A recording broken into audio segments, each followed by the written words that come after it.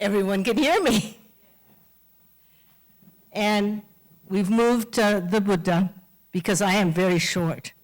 So otherwise you'd be just seeing the kind of the top of my head. But anyway, again, I'm really honored to be able to give a Dharma message. And, my message, I always say I'm the opening act, and it will be followed by Ali Sensei, who really has great knowledge of the, teachings of Shinran and, the Jodo Shinshu teachings. So please listen to her very carefully after my talk. So I'd like to begin this talk with a quote from the Dhammapada. Happiness follows sorrow, sorrow follows happiness. But when one no longer discriminates between happiness and sorrow, a good deed and a bad deed, he is able to realize freedom. So give it some thought on that. Do you ever wish you could go back and change things that happened? Have you ever had that question? If only I had. And think about it. I'm going to kind of use this movie. It was called About Time. And it's a rom-com. And it's a movie in which the male son is able to go back in time and change things. So his main goal, selfish goal, is he's in love with this girl, but he keeps making mistakes. So he goes back in time to kind of change it and comes back with knowledge gained from the other time he came back. So eventually, it does happen. He does marry the girl and convince this girl to fall in love with him and marry him. So I want you to just take a moment right now to think of one thing you wish you could change in your life. And just kind of hold on to that thought as we go through this talk. So in this movie, he marries the girl he loves and has a beautiful daughter with, curly, blonde hair, just really vivacious. But he goes back in time because he's worried about his sister who has an alcohol addiction and gets into a car accident and wants to change it. And so he goes back in time and changes it so she doesn't have the accident. But he returns back to his present time and finds that he no longer has that beautiful daughter. He has a beautiful son, but it's not the daughter he loved. So, he is devastated and realizes that it's not a gift that you can use so lightly. And sometimes changing things leads to a different reality. I thought of my own life and could not imagine a life where my sons, Matthew and Michael, did not exist, or if I had different children or no children at all. One of the tenets of Buddhism is that all things are interconnected. We may not know how, we may not know why, we may not know what it is. Karma is not a simple and orderly line of events that follow each other. What occurred 1,000 years ago in Japan may be the reason I am here today and why, my sons are also here today. I believe karma is like a web, intricately woven, and where we can no longer see that connection, how important each part of our lives are. Most Pasadena people, and I don't think they're really here today, but they know my ex-husband was a challenge, and it was a challenging marriage. Yet I have told my boys, and I really truly believe it, that I would not change 1 second of my life with him because it led me to the greatest gift and adventure of my life, having my sons, Matthew and Michael. The Dharma lesson is to embrace every part of our lives and that the interconnection exists everywhere.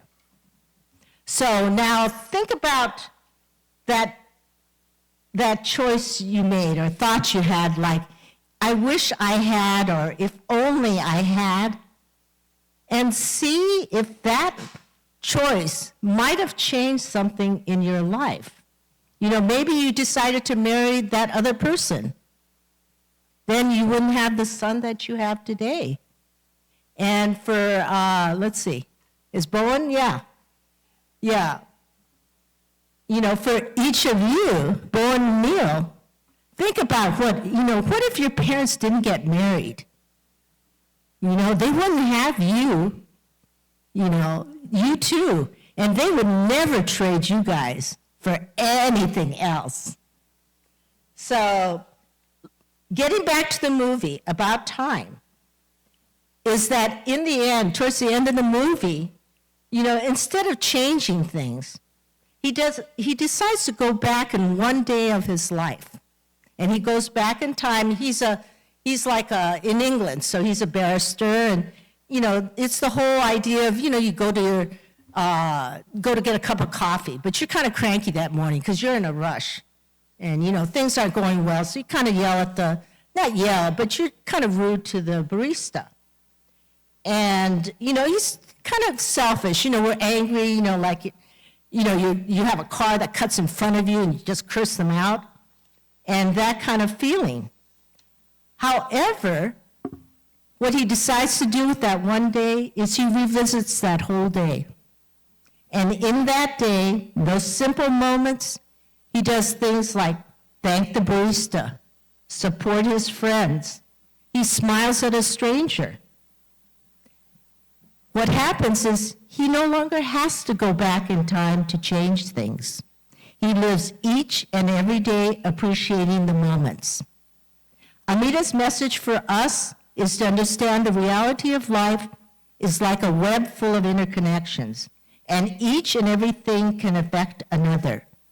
So let's choose to embrace what life presents us. So let me end this talk with another quote from the Dhammapada.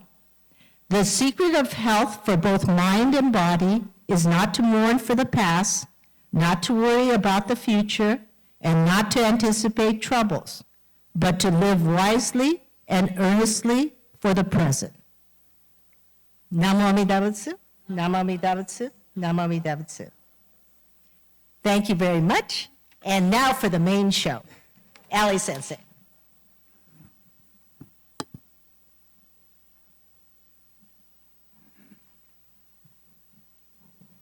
I don't know if I'm the main show here. I'll be honest. Thank you. But while I'm getting set up, I'd like to thank Miss Cathy for her message as our minister's assistant. I'd like to thank Mr. Mike for chairing today. Thank you. Mr. Howard, thank you for always playing the organ. I'm blanking out so much today. I'm so sorry. And Mr. Allen for doing the tech today, and Miss Kyoko for the flower arrangements that we have. So for today's message, I'd like to open with Gasho. I'd like to read a passage, and then I will continue on with my talk. So give me 1 second here. Namo Amida Butsu. Namo Amida Butsu. Namo Amida Butsu. Namo Amida Butsu.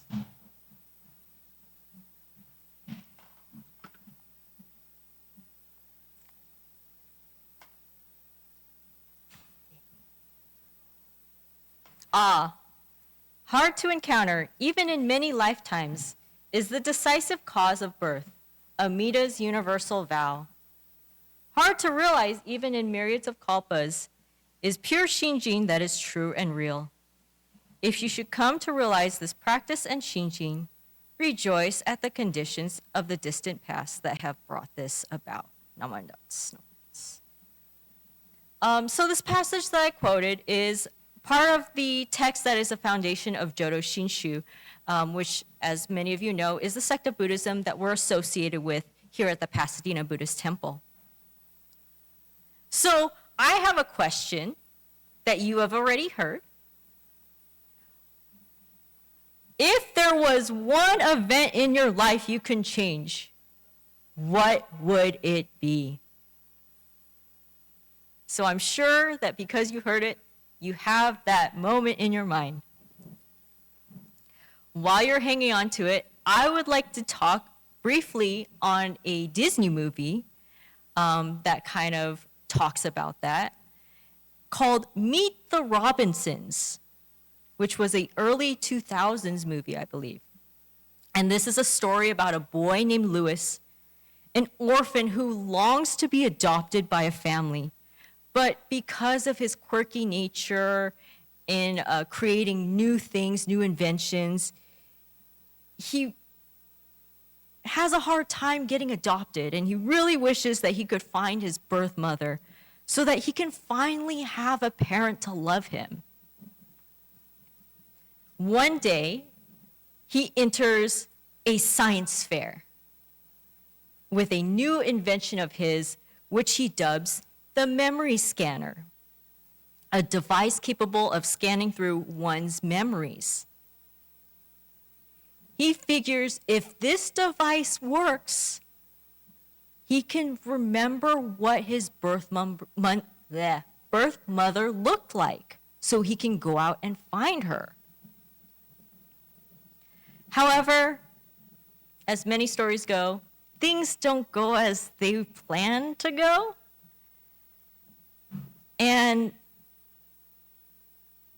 a mysterious man kind of plays with it. It doesn't work. He gets frustrated and he just runs home. He doesn't understand why it didn't work. This was his one opportunity to find his birth mother. Upon returning home, he has a heart-to-heart talk with a man who claims he's from the future, named Wilbur Robinson. And he really wants Louis to fix this memory scanner. Louis, of course, doesn't believe him. Who would travel from the future to this time? And so seeing that, Wilbur says, I have a time machine, let's go, and takes him to the future to show him what it looks like. While I don't want to spoil too much of the movie, through a series of events, Louis sees the bright future that is ahead of him and learns about how events in the past can affect the present and essentially the future. Toward the end of the movie, Wilbur brings Louis to the one moment he's always wanted, the moment where his mother left him on the steps of the orphanage. His mom's back is turned, and he decides, yeah, I want to see what she looks like. She has a hood on. You can't really see anything about her. I want to see what she looks like. So he goes up, he reaches out his hand, and right before he reaches her, he stops. And he hesitates. And because he's hesitating, he doesn't pay attention to what he's doing, so he ends up slipping on the steps. His mom hears the noise. She turns around and sees nothing. The timeline has not changed. So with that, I'd like to reread the passage that I mentioned at the beginning. Ah, hard to encounter, even in many lifetimes, is the decisive cause of birth, Amida's universal vow. Hard to realize, even in myriads of kalpas, is pure Shinjin that is true and real. If you should come to realize this practice and Shinjin, rejoice at the conditions from the distant past that have brought it about. Amida's universal vow states, if, when I attain Buddhahood, the sentient beings of the 10 quarters, with sincere mind entrusting themselves, aspiring to be born in my land, and saying my name perhaps even 10 times, should not be born there, may I not attain the supreme enlightenment. That was a lot of words. And for me, that was quite a bit of words.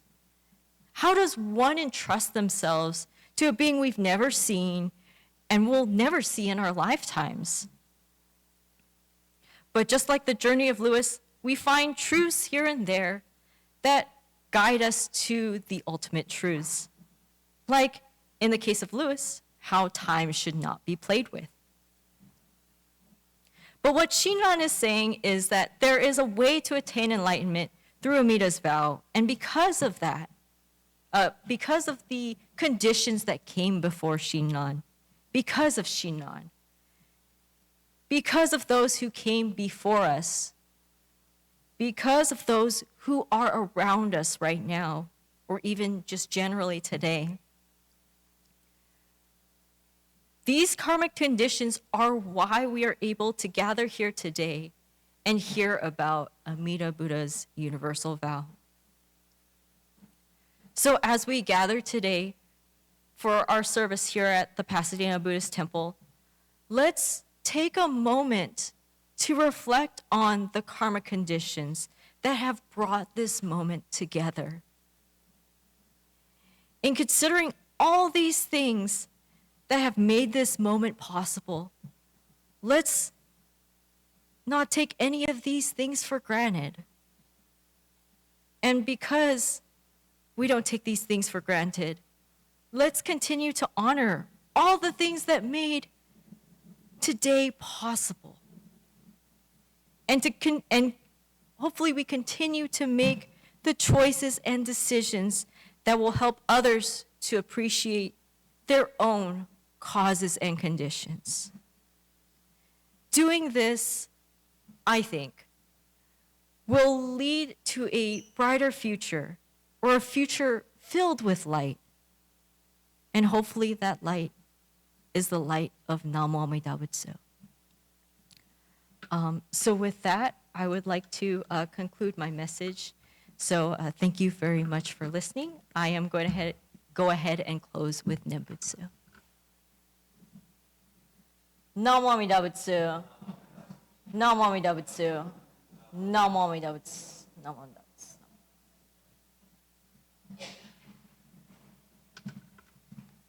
Well, thank you, Sensei, and thank you, Cathy, for